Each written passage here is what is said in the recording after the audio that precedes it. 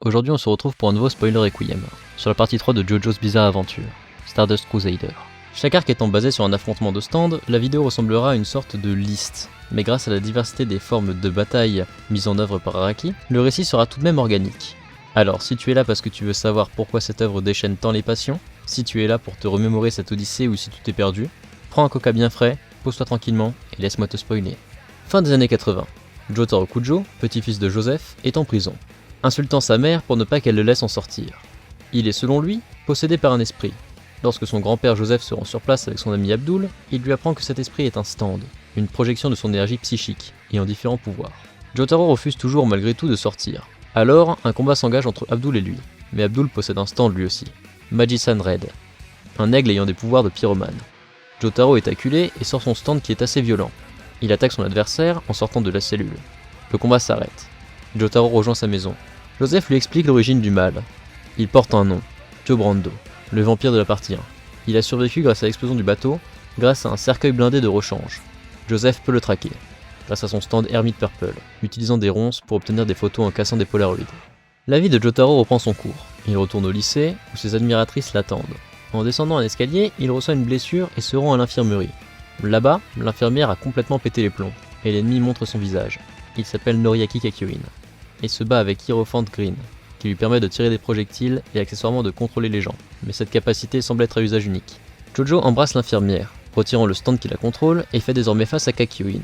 Celui-ci envoie nombre de projectiles. Jojo essuie les coups, mais une attaque ne marchant pas deux fois sur un chevalier, il dévie la dernière attaque et explose la tête de son adversaire avec un barrage de coups de poing. C'est la naissance du fameux Ora Ora. Il ramène sa victime à la maison, pratique commune apparemment, et découvre qu'il est contrôlé par Dio en Wi-Fi, grâce à un germe planté dans son cerveau. Star Platinum, le stand de Jotaro, disposant apparemment d'un diplôme de chirurgien, lui retire alors. Soudain, Oli, la mère de Jojo, s'écroule. Elle développe elle aussi un stand, mais n'a pas la psyché pour l'accueillir, et va donc mourir. Il dispose donc de 50 jours pour aller tuer Dio et la sauver. L'équipe est formée. Jotaro, Joseph, Abdul et leur nouveau pote Kakyoin s'envolent alors en direction du Caire, pour aller défier le vampire. Cependant, tout ne se passe pas comme prévu. Dio est une armée de manières de stand, et le premier, Tower of Grey, se situe déjà dans l'avion, et fait meurtre sur meurtre, attaquant même Jotaro. Kakyoin s'occupe de cet ennemi rapidement, c'était un simple vieillard. Les ennemis peuvent se cacher derrière n'importe quel visage, et ayant préalablement tué les pilotes, l'avion chute violemment. Joseph étant spécialiste des atterrissages rapides, prend les choses en main, et les pose sur la mer. Désormais, il devient trop dangereux de prendre les transports en commun, cela met en jeu l'intégrité physique des civils. Alors assis dans un restaurant à Hong Kong, un Français vient rendre visite à nos héros, et se révèle être un ennemi, du nom de Paul Naref. Celui-ci défie Abdul en combat singulier. Il dévoile son stand, Silver Chariot, symbolisant l'esprit chevaleresque de son manieur. Celui-ci joue avec Abdul, fabriquant une statue à l'effigie de son stand dont Abdul se sert pour attaquer. Étant touché, son stand ôte son armure et dévoile une vitesse encore jamais vue. Mais rivalisant de ruse et d'expérience, Abdul vient à bout de son adversaire, le laissant brûler vif et lui offrant un couteau afin qu'il puisse mettre fin à ses souffrances. Paul Narev saisit le couteau et regarde le dos de son adversaire, mais le jette tout de même à terre. Ayant perdu, il respecte la victoire de son adversaire. Une telle mentalité touche Abdul, qui l'épargne. Star Platinum réenfile les gants du chirurgien, retire le germe d'Audio et Paul Narev rejoint le groupe. Les Crusaders sont nés.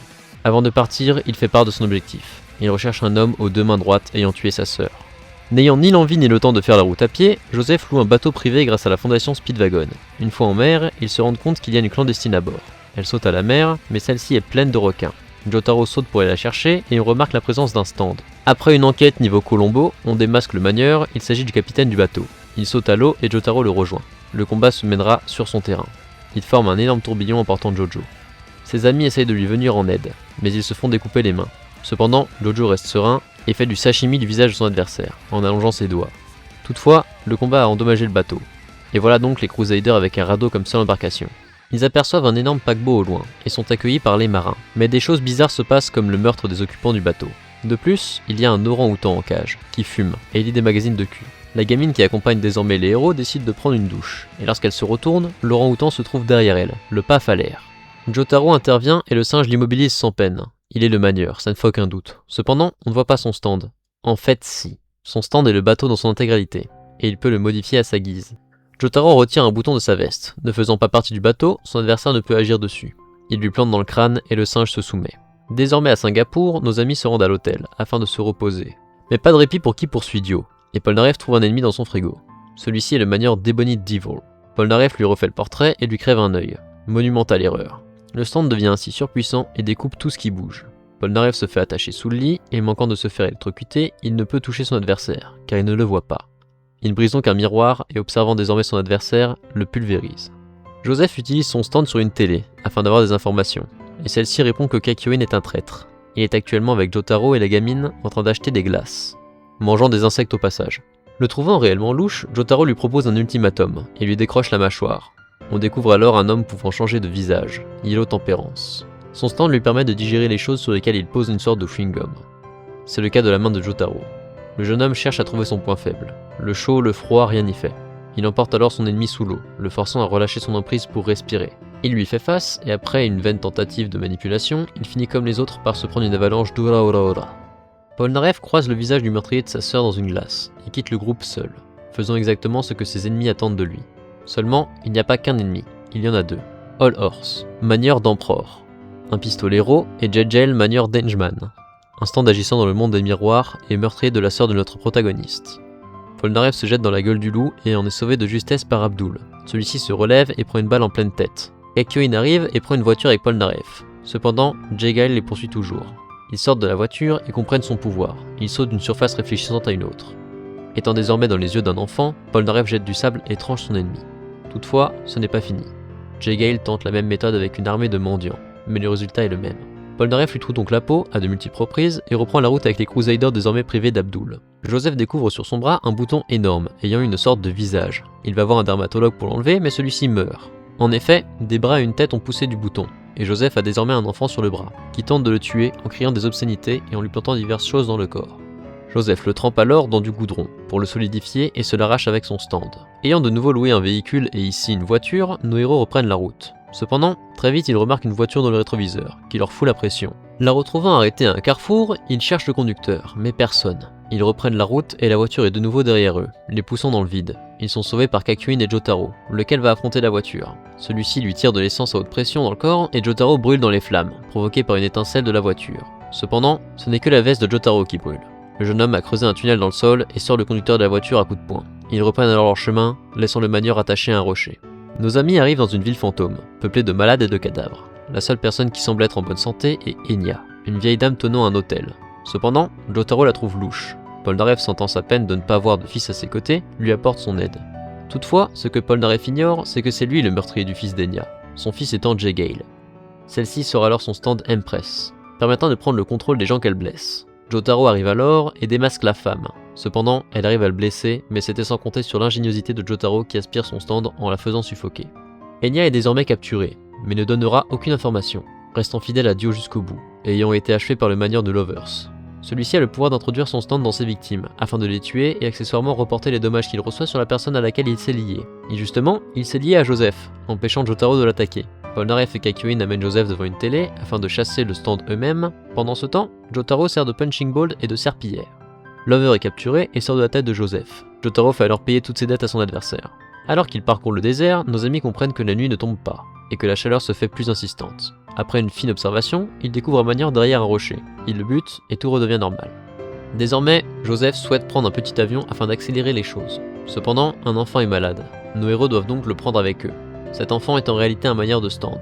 Kakyoin en a fait les frais la nuit précédente. Une fois endormi, le stand est tout puissant dans le monde des rêves. Et au réveil, on oublie tout. Polnareff y fait un saut avec Kakyoin et le jeune homme se fait graver sur la peau que le bébé est un stand. Leur avion s'écrase et Kakyoin, désormais persuadé que le bébé est l'ennemi, l'attaque, mais se fait assommer. Tous nos héros sombrent dans les bras de Morphée, arrivant dans le monde des rêves et comprenant que Kakyoin avait raison.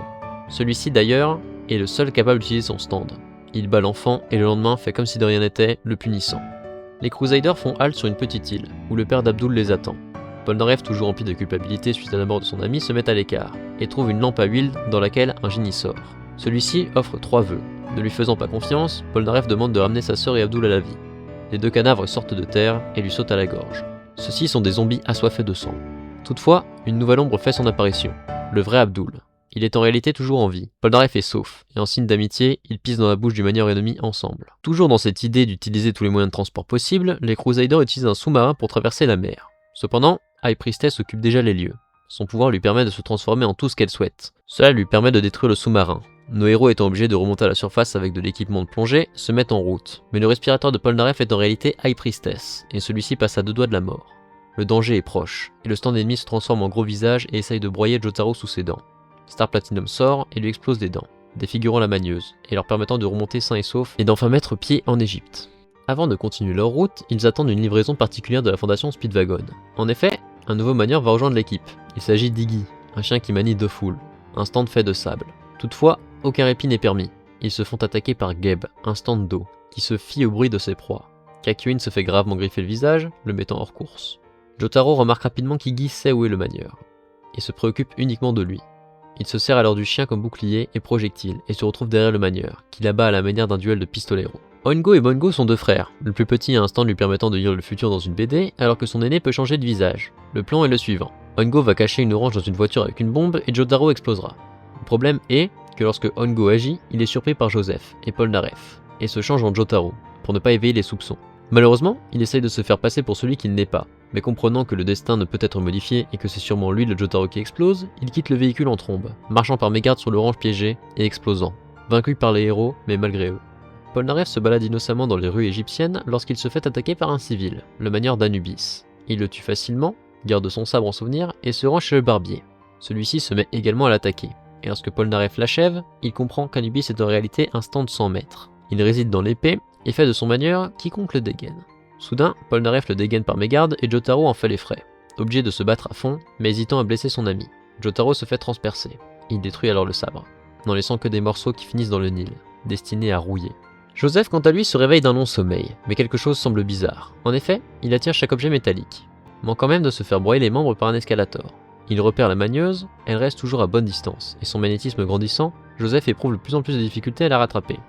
D'autant plus qu'Abdul a lui aussi été touché. Les 2 hommes finissent collés, immobiles, à 2 doigts de finir sous un train.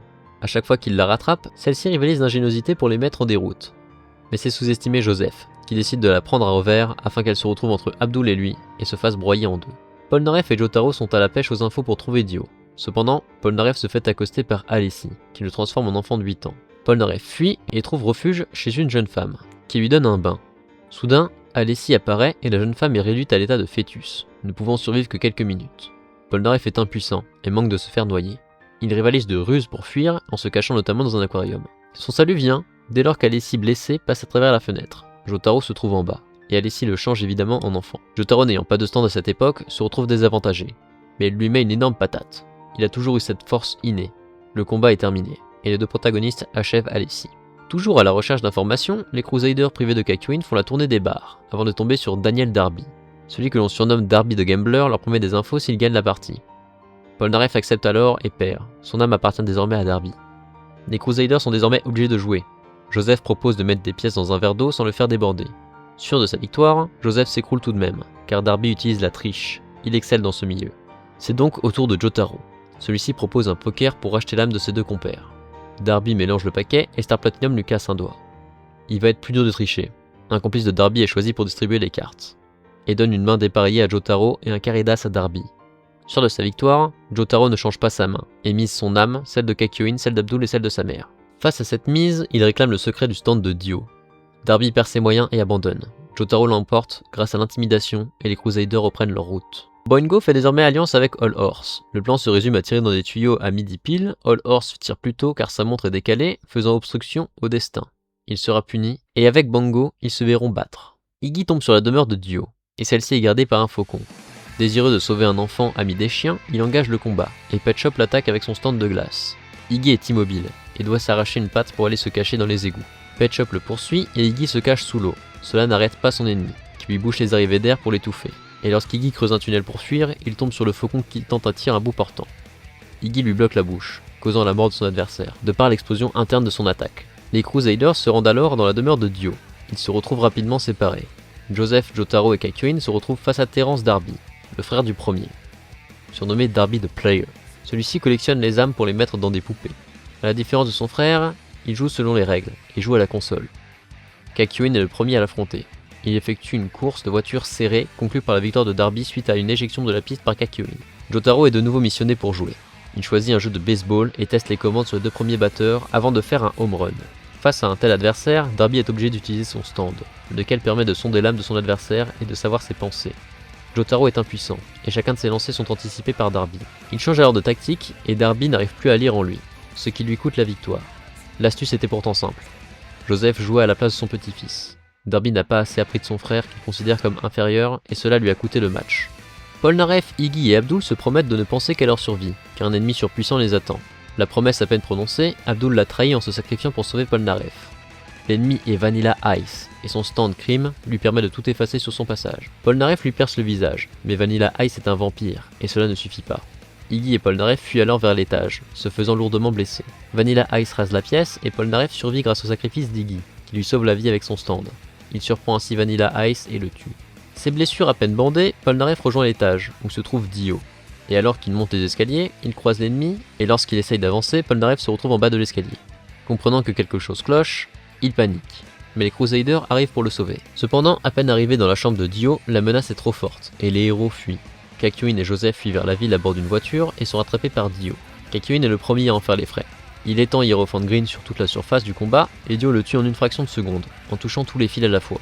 Kakyoin a compris. The World, le stand de Dio, arrête le temps. Dans un dernier souffle, il détruit l'horloge, transmettant son message à Joseph.